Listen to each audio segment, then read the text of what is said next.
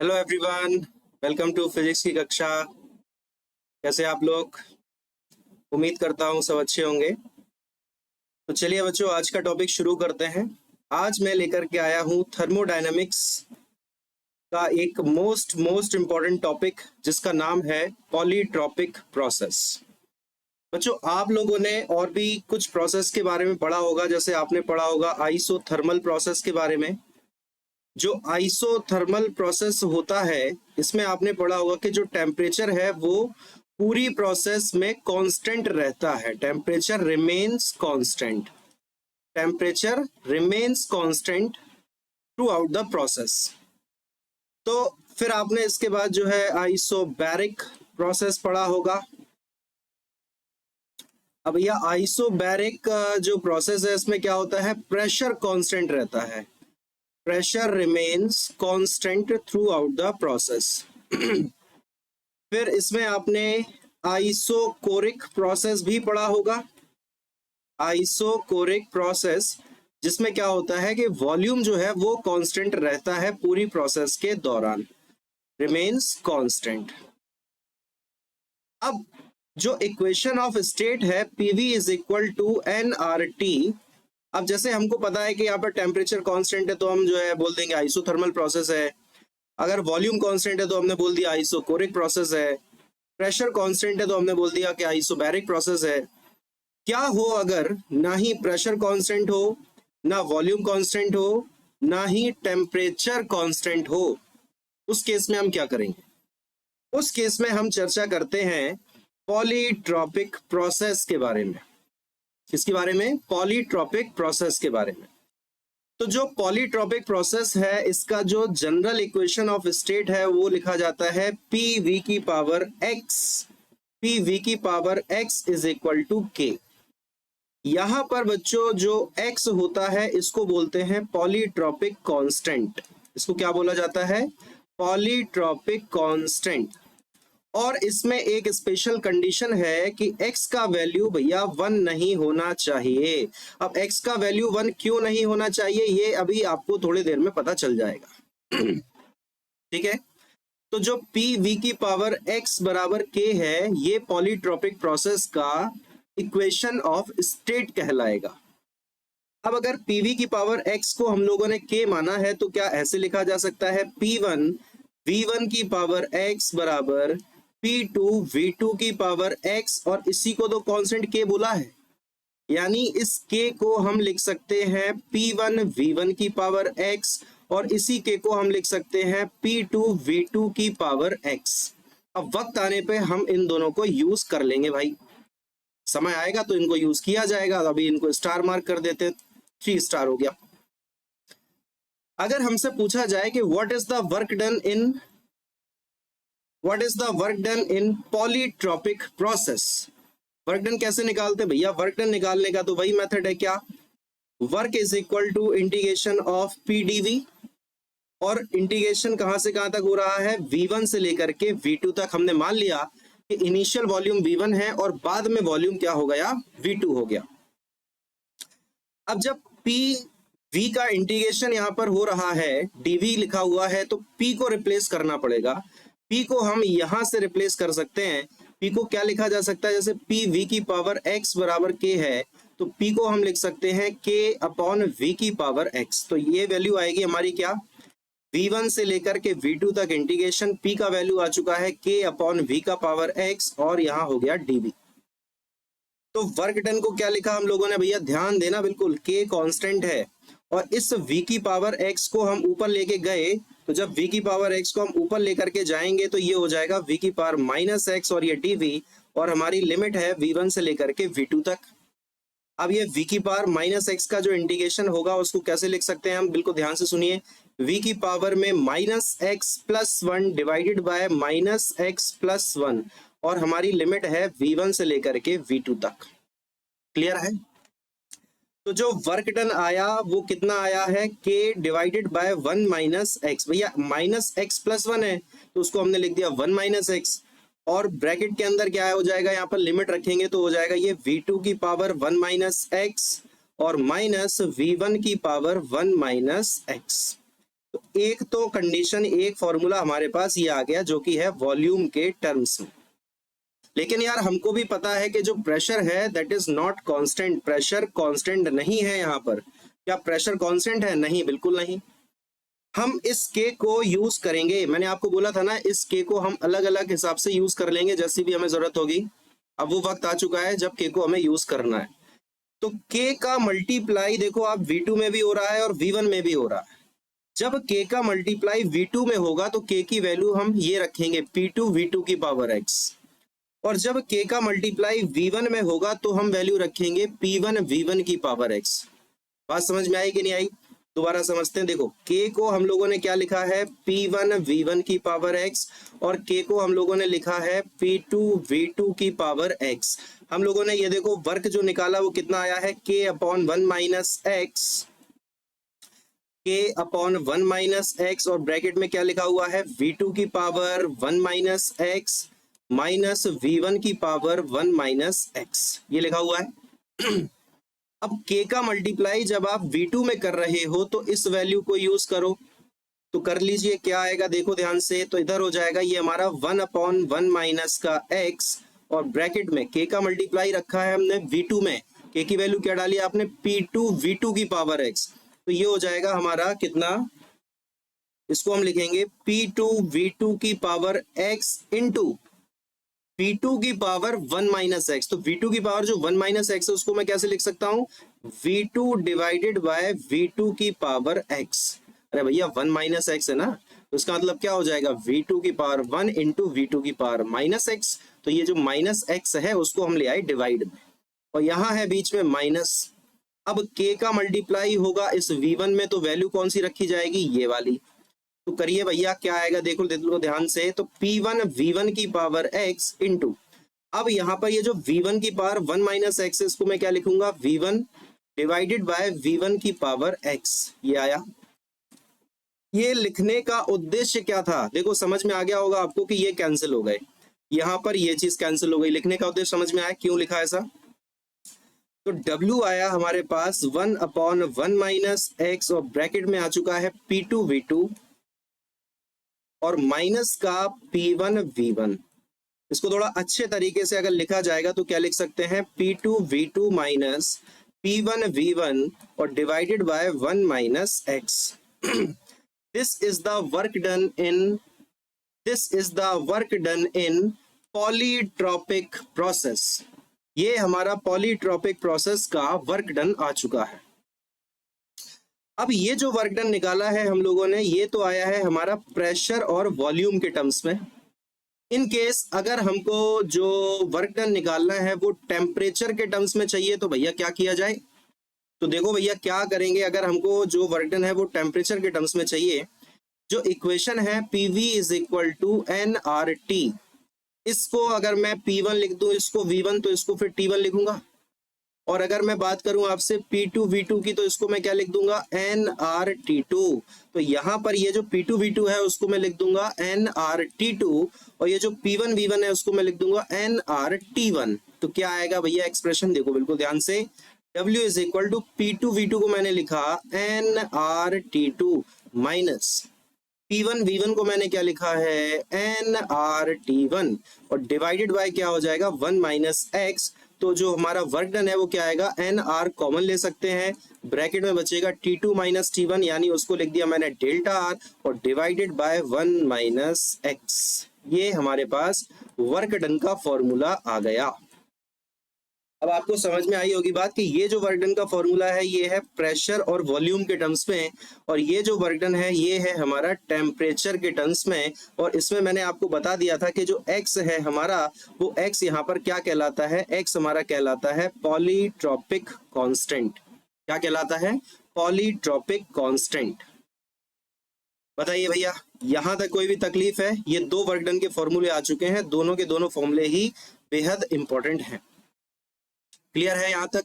चलिए, अब जैसे अगर मैं आपसे बोलूं कि जो फर्स्ट लॉ ऑफ थर्मोडायनेमिक्स होता है, अगर हम यहाँ पे बात करें फर्स्ट लॉ ऑफ थर्मोडायनेमिक्स के बारे में, तो जो फर्स्ट लॉ ऑफ थर्मोडायनेमिक्स है वो क्या कहता है?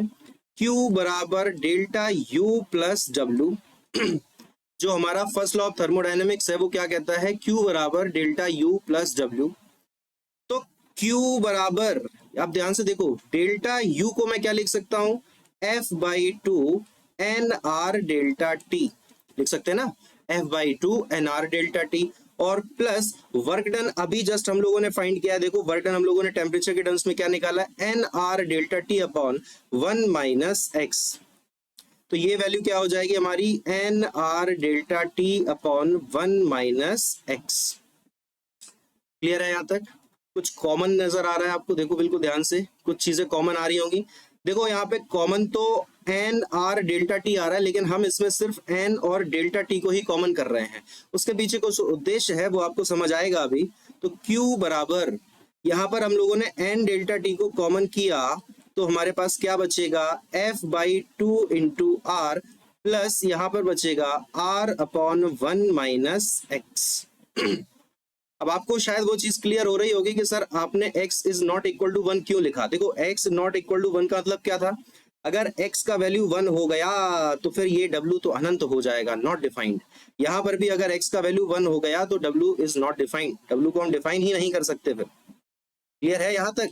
चलिए, तो n डेल्टा t यहां से कॉमन लिया हम लोगों ने, बचा F/2R plus R upon 1 minus x। यहां तक कोई डाउट? चले आगे। ओके, अब जो स्पेसिफिक हीट आप लोगों ने सुना है, स्पेसिफिक हीट को हम कैसे डिफाइन करते हैं, स्पेसिफिक हीट कैपेसिटी क्या लिखा जाता है, delta Q upon M into delta T।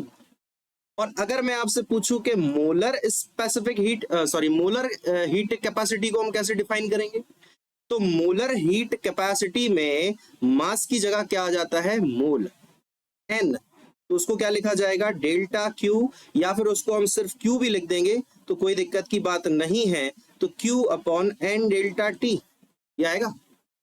अच्छा, अब आपको चीजें क्लियर हो रही होंगी कि Q को मैं लिख सकता हूं NCM डेल्टा T। यहां पर ये जो CM है, ये CM का मतलब क्या है, CM का मतलब क्या है, मोलर हीट कैपेसिटी। क्या मतलब है, मोलर हीट कैपेसिटी।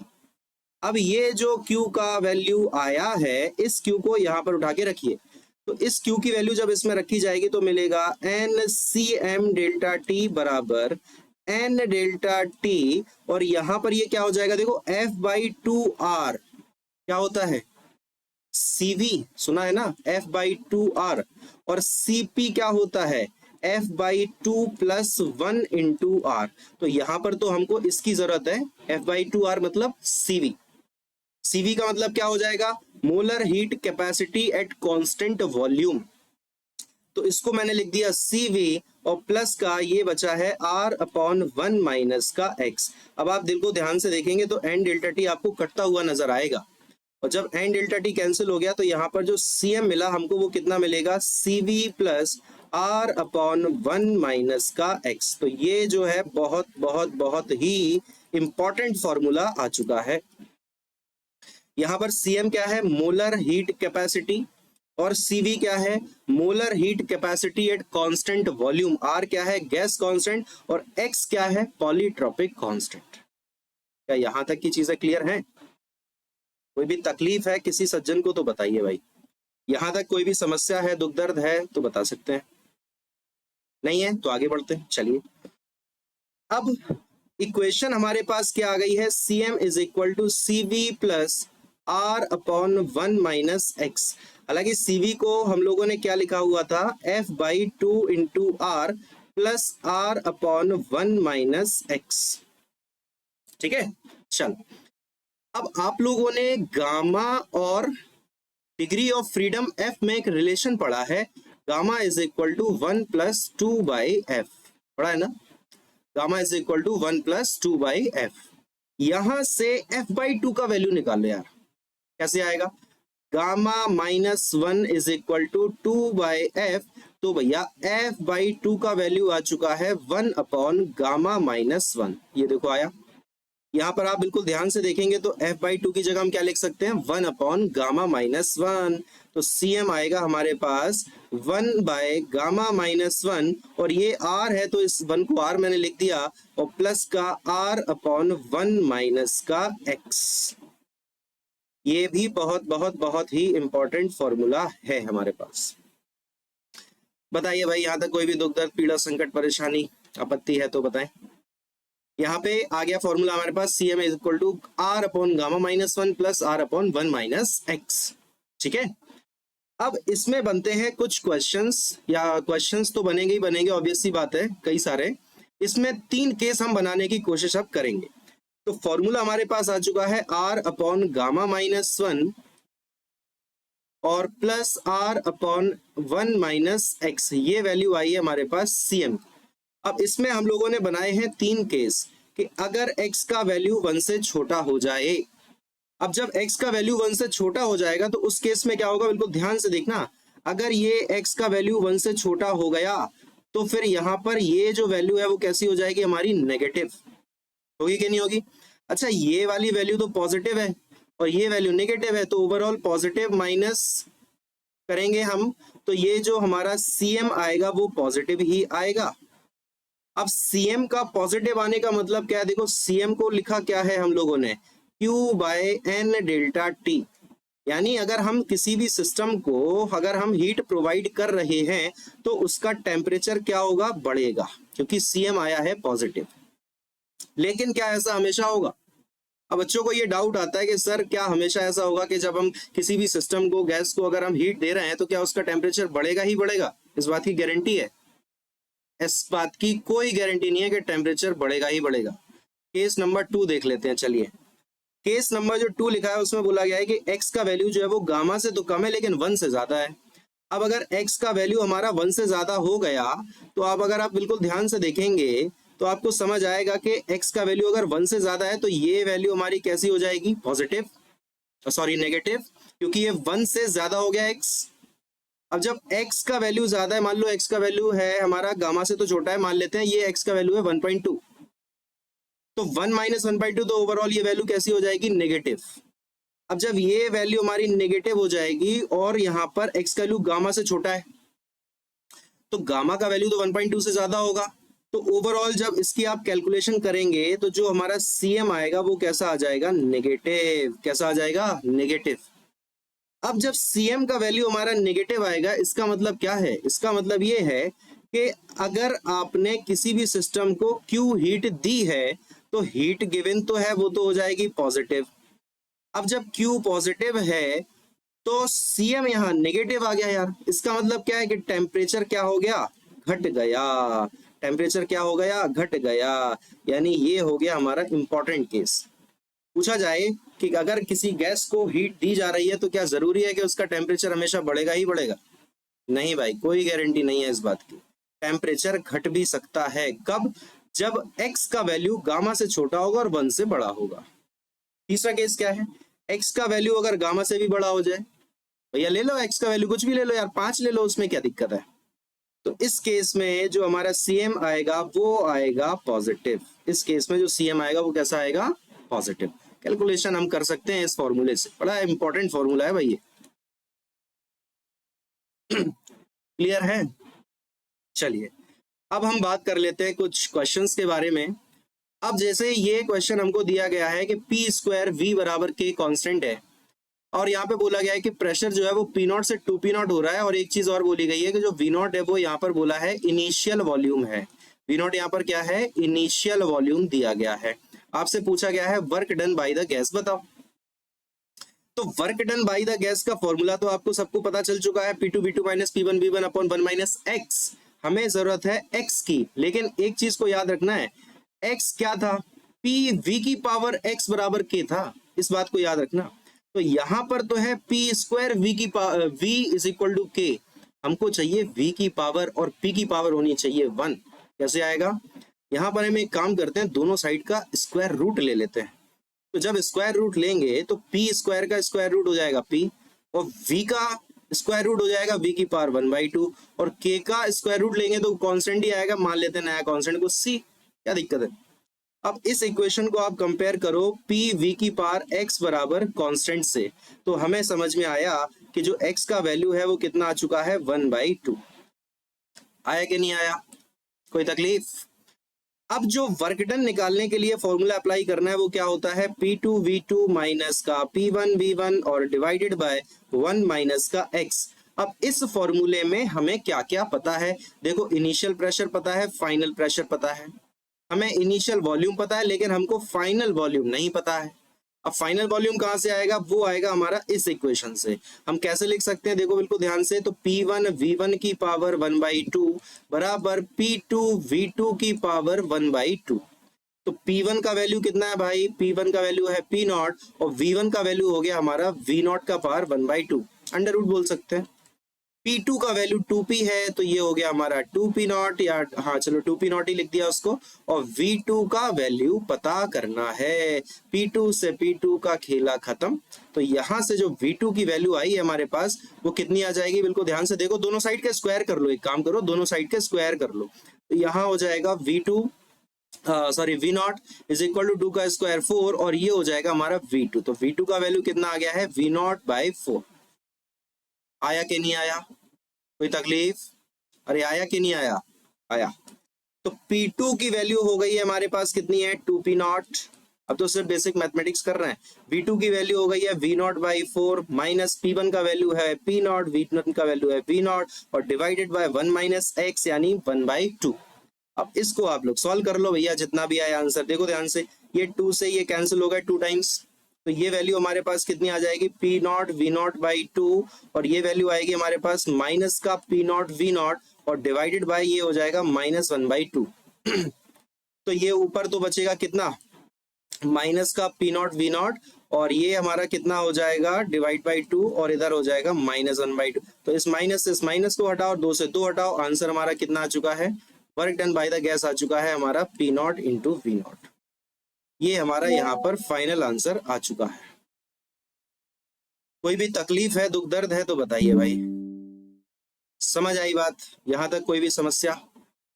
तो इसी प्रकार के क्वेश्चन एग्जाम में पूछे जाते हैं, ठीक है। अब इस इक्वेशन को देख करके यार हमें समझ नहीं आएगा ना कि इस इक्वेशन में क्या है, क्या समस्या है भैया। टेम्परेचर कांस्टेंट है, प्रेशर कांस्टेंट है, या क्या कांस्टेंट है, कुछ समझ ही नहीं आ रहा। तो इसका मतलब है कि ये जो हमारा इक्वेशन दिया गया है, ये पॉलीट्रॉपिक प्रोसेस का इक्वेशन दिया गया, ठीक है। चलो एक क्वेश्चन और देख लेते हैं, चलते हैं। अब बोला है VT² is equal to K। यहाँ पर टेम्परेचर जो है वो T0 से 2T0 हो रहा है, और नंबर ऑफ मोल हमको दिए गए हैं 3। वही सेम बात, work done by the gas. क्या यहाँ पर x का वैल्यू 2 है? नहीं, x का वैल्यू 2 नहीं है। x का वैल्यू हमें मिलता है PV की पावर x बराबर K से। यहाँ तो यार वॉल्यूम टेम्परेचर का इक्वेशन है, लेकिन हमको रिलेशन चाहिए है प्रेशर वॉल्यूम में। कैसे मिलेगा? आइए देखते हैं भैया। PV इक्वल टू होता है nRT। हमें टेम्परेचर को रिप्लेस करना है, टेम्परेचर की जगह प्रेशर लेके आना है। तो टेम्परेचर को मैं क्या लिख सकता हूँ? PV/nR। यहां से टेम्परेचर को उठाया, इस इक्वेशन में रख दिया, तो क्या मिल जाएगा भैया? ध्यान से देखो, तो V इंटू, अब इसमें स्क्वायर भी है तो ये हो जाएगा हमारा P² V² divided by n² और R², और बराबर में है कांस्टेंट। हालांकि हमें कोई खास दिक्कत नहीं है, n और r तो कांस्टेंट है, तो वो कांस्टेंट के साथ ही मिक्स हो जाएगा, तो वो भी कांस्टेंट ही रहेगा। लेकिन यहाँ पर हमने देखा कि हमें इक्वेशन जो मिली वो हो गई v की पावर 1 है, तो ये हो जाएगा v का क्यूब, और बराबर में एक नया कांस्टेंट c मान लेते हैं भाई। कोई दिक्कत?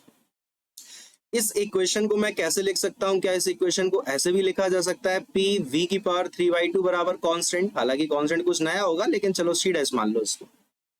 मैंने दोनों साइड का स्क्वायर रूट ले लिया भाई, तो p का जो स्क्वायर था वो p बन गया, और v की पावर जो 3 थी वो हो गई 3/2, और c का स्क्वायर रूट हो गया, वो मैंने c' मान लिया, क्योंकि वो भी कांस्टेंट ही होगा। अब इस इक्वेशन को कंपेयर करो, यहां से x का वैल्यू सामने दिखाई दे रहा है भैया, 3/2 आ चुका है। वर्क डन निकालना था। क्या निकालना था? Work done. देखो टेम्परेचर के बारे में चर्चा करी गई, तो घबराने की जरूरत नहीं है, सीधा वर्क डन कैसे निकाल लोगे? दो फॉर्मूले बताए हैं मैंने, nR delta T upon 1 minus x, ये भी तो बताया था। दो फॉर्मूले बताए हैं, P2V2 minus P1V1 upon 1 minus x।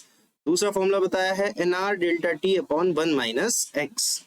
तो यहाँ पर n का वैल्यू है 3, r गैस कांस्टेंट है, चेंज इन टेम्परेचर कितना होगा भैया, देखो T0 से 2T0 हो गया है, तो टेम्परेचर सिर्फ T0 ही चेंज हुआ है, और डिवाइडेड बाय 1 माइनस का x का वैल्यू हो चुका है 3/2।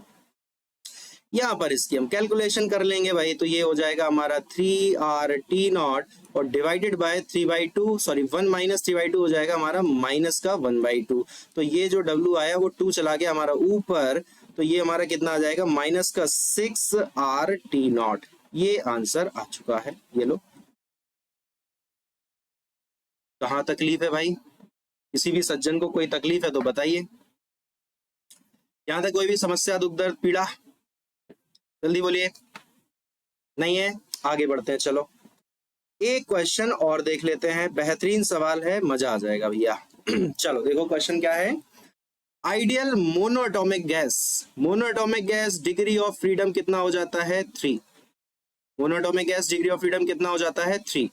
Expends according to the law, अब वो इस लॉ के अकॉर्डिंग एक्सपेंड हो रहा है, यानी वॉल्यूम बढ़ रहा है। अब वॉल्यूम बढ़ रहा है तो वॉल्यूम ऑफ गैस डबल्स, इसका मतलब क्या है कि इनिशियल वॉल्यूम V0 था, तो बाद में वॉल्यूम कितना हो चुका है 2V0 हो चुका है। और इक्वेशन हमारे क्या दी गई है, P is directly proportional to 1/v²। यार यहाँ पर प्रेशर तो कांस्टेंट कहीं से नहीं है, ना ही वॉल्यूम कांस्टेंट है, टेम्परेचर कांस्टेंट नहीं है। टेम्परेचर अगर कांस्टेंट होता तो इक्वेशन इस तरह से लिखी होती, P is directly proportional to V या 1/v, सॉरी। तो यहाँ टेम्परेचर भी कांस्टेंट नहीं है क्योंकि इस पे लगा है स्क्वायर। तो जब यहाँ पर ना ही प्रेशर कांस्टेंट है, ना वॉल्यूम कांस्टेंट है, ना टेम्परेचर कांस्टेंट है, तो चलते हैं पॉलीट्रॉपिक प्रोसेस के पास। वही उपाय बचा है। पूछा है molar heat capacity of gas. अब molar heat capacity of gas में आपको ऑलरेडी पूरा एक्सप्लेन कर चुका हूं, किधर गया किधर गया, ये है क्या, नहीं ये तो वर्क डन है। मोलर हीट कैपेसिटी कहाँ गया हमारा, मिल नहीं रहा है, किधर को गया, ये आ गया। मोलर हीट कैपेसिटी पूरा समझाया जा चुका है। Cm इक्वल टू होता है Cv plus R upon 1 minus x. क्या होता है, Cm equal to Cv plus R upon 1 minus का x। तो हम क्या लिख सकते हैं, Cm equal to Cv plus R upon 1 minus का x। हमें x चाहिए, कैसे मिलेगा x, PV square equal to constant. क्या इस इक्वेशन को ऐसे लिखा जा सकता है, अरे बिल्कुल। तो ये तो सीधा उसी फॉर्मेट में है जो फॉर्मेट हमको चाहिए, तो x का वैल्यू तो सीधा दिखाई देगा यार, कितना है 2 है, तो डाल दो वैल्यू इसमें। Cv को क्या लिखते हैं, F/2R, क्या लिखते हैं Cv को, F/2 into R। Degree of freedom 3 है, तो ये आएगा हमारा 3/2R। तो ये तो वैल्यू आ चुकी है 3/2R प्लस का R अपॉन 1 माइनस का x, और x का वैल्यू है 2, तो माइनस तो लगा है पहले से, तो 3R/2 और 1 माइनस 2 मतलब माइनस का R। तो हमारा आंसर कितना आ जाएगा, यहां से आप बिल्कुल ध्यान से देखेंगे तो आंसर आएगा R/2। लो आंसर आ गया। इस तरह के क्वेश्चन पूछे जाते हैं एग्जाम में भाई। ये आ चुका है molar heat capacity of gas R/2। Clear है। चलो इसी का एक और पार्ट देख लेते हैं भाई। पूछा है work done by the gas. अब work done by the gas हमारे पास दो ऑप्शन है। क्या, एक तो वर्क डन आप लगा सकते हो P2V2 माइनस का P1V1 अपॉन 1 माइनस का x, और दूसरा ऑप्शन है आपके पास NR delta T upon 1 minus का x। बताइए भैया यहाँ पर हम किसको अप्लाई करें। एक काम करते हैं, हम इस फॉर्मूले को अप्लाई कर लेते हैं, क्योंकि इस क्वेश्चन में देखो टेम्परेचर के बारे में इंफॉर्मेशन फिलहाल हमारे सामने नहीं है। तो हम एक काम करते हैं, जिसमें टेम्परेचर आया उसको साइड करो, इस फॉर्मूले को अप्लाई कर लेते हैं। चलिए आइए, क्वेश्चन में क्या बोला था, वॉल्यूम जो है V0 से हो गया 2V0, मतलब वॉल्यूम क्या हो गया डबल। प्रेशर कितना हो गया भाई, वॉल्यूम चेंज हो गया, डबल हो गया भैया, बड़ी अच्छी बात है। प्रेशर में क्या इफेक्ट पड़ा, इक्वेशन क्या थी, PV का स्क्वायर बराबर कांस्टेंट, लिख दो P1V1 बराबर P2V2 का स्क्वायर। प्रेशर निकाल लेते हैं। मान लेते हैं इनिशियल प्रेशर है P0 और इनिशियल वॉल्यूम कितना है V0, इसका स्क्वायर। P2 पता करना है, V2 कितना है 2V0, 2V0 का स्क्वायर क्या हो जाएगा 4V0 का स्क्वायर, V0 स्क्वायर का खेला खत्म। तो P2 का वैल्यू आया P0/4। आया कि नहीं आया, अरे आया कि नहीं आया। तो वैल्यू कितनी आएगी भैया, वर्क डन निकालना है तो P2 का वैल्यू आ चुका है हमारे पास P0/4 इंटू V2 का वैल्यू हमारे पास कितना था 2V0 माइनस P1 का वैल्यू कितना है, P1 का वैल्यू कितना है P0 ले लो, V1 का वैल्यू V0 ले लो, डिवाइड बाय 1 माइनस का x, और x का वैल्यू यार कितना था, x का वैल्यू कहाँ गया 2 है, x का वैल्यू हो गया 2, ये लो 2 है x। तो W इज इक्वल टू कितना आएगा, ये देखो 2 से कटा 4 दो बार, तो वैल्यू आई हमारे पास P0 V0/2 माइनस का P0 V0 और डिवाइडेड बाय माइनस का 1। तो ये जो हमारा W आने वाला है वो कितना आने वाला है, यहाँ से ये ऊपर सॉल्व करेंगे तो ये नेगेटिव आएगा यार P0 V0/2, और ये नीचे भी माइनस है तो माइनस से माइनस का खेला खत्म। तो W बराबर आ चुका है P0 V0/2। This is the work done in this process. कोई भी दुख दर्द पीड़ा नहीं है, चलो तो आगे बढ़ते हैं। इसका नेक्स्ट पार्ट हमको दिया गया है डेल्टा यू की कैलकुलेशन करनी है भाई, बेहद आसान है, कोई दिक्कत नहीं है। डेल्टा यू क्या होता है, F/2 NR डेल्टा टी। क्या होता है, F/2 NR डेल्टा टी, होता है कि नहीं होता है। अच्छा, NR डेल्टा टी को हम क्या लिख सकते हैं अभी मैंने एक्सप्लेन किया था पूरा। NR डेल्टा टी को हम लिख सकते हैं क्या, देखना बिल्कुल ध्यान से, इसको मैं ऐसे अगर लिख दूं तो कोई तकलीफ है क्या, NR T2 माइनस का T1, एक ही बात है ना। इसको मैं ऐसे लिख दूं तो क्या तकलीफ है भाई आपको, NR T2 minus NR T1, कोई समस्या तो नहीं है। अच्छा, तो NR T2 को मैं क्या लिख सकता हूं, P2V2, अरे PV इक्वल टू NRT भाई, और NR T1 को मैं क्या लिख सकता हूं, P1V1, अरे ऑलरेडी बता चुका था, दोबारा बता रहा हूं भाई, है ना। तो NR डेल्टा टी की जगह क्या आ जाएगा, P2V2 माइनस P1V1, तो आएगा क्या F/2 P2V2 माइनस P1V1। तो ये F क्या है, डिग्री ऑफ फ्रीडम कितना दिया था 3/2। अच्छा, P2 कितना है, P2 कितना निकाल लिया था हम लोगों ने, P0/4, हाँ P0/4 आ चुका था, और V2 हमारे पास क्या था 2V0 माइनस का P1 है P0 V1 है V0, इसको सॉल्व करना है यार। तो ये 2 से ये देखो 2 बार कट गया, वैल्यू कितना आएगा ये देखो आप 3/2, और ये हो जाएगा हमारा P0 V0/2 minus P0 V0, तो ये माइनस का बचेगा P0 V0/2, यानी आंसर आएगा हमारा माइनस का 3 P0 V0/4। ये हमारा यहाँ पर फाइनल आंसर आ चुका है यार डेल्टा यू का। कहाँ भैया किसको क्या तकलीफ है बोल दो यार, मुझे तो नहीं लगता यार बहुत टफ है, आसान सा सवाल था। ठीक है, चलो इसका लास्ट पार्ट देख लेते हैं। लास्ट पार्ट में क्या बोला गया है, heat exchange during the process. सबने पढ़ा है ना first law of thermodynamics, delta Q बराबर डेल्टा यू प्लस डब्ल्यू, पढ़ा है कि नहीं पढ़ा है, सबने पढ़ा है। तो हीट एक्सचेंज आपको पता करना है, डेल्टा यू यार कितना निकाल चुके हैं हम, देखो माइनस का 3P0 V0/4, और W हम लोगों ने कितना निकाला था वर्क डन, ये देखो P0 V0/2, कितना निकाला है P0 V0/2। अब यार एलसीएम ले लो यार, चाहो तो 4 एलसीएम आ जाएगा, यहाँ से P0 का V0 कॉमन आ गया, क्या हो जाएगा माइनस का 3 और प्लस का 4, तो 4 माइनस 3 1, आंसर आया P0 V0/4। ये लो आंसर आ गया भाई। कहाँ तकलीफ है, बात समझ में आई कि नहीं आई।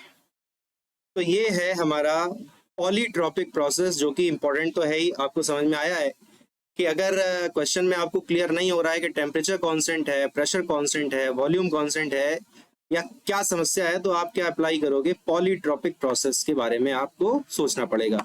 वर्क डन बता चुका हूं मैं, और आपको मैंने मोलर हीट कैपेसिटी के बारे में भी जानकारी दी। ठीक है, तो बच्चों आज की क्लास में इतना ही रखते हैं, मिलते हैं नेक्स्ट टॉपिक के साथ नेक्स्ट क्लास में।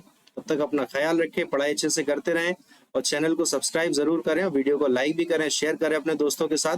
ठीक है, चलिए, thank you so much, take care, bye bye.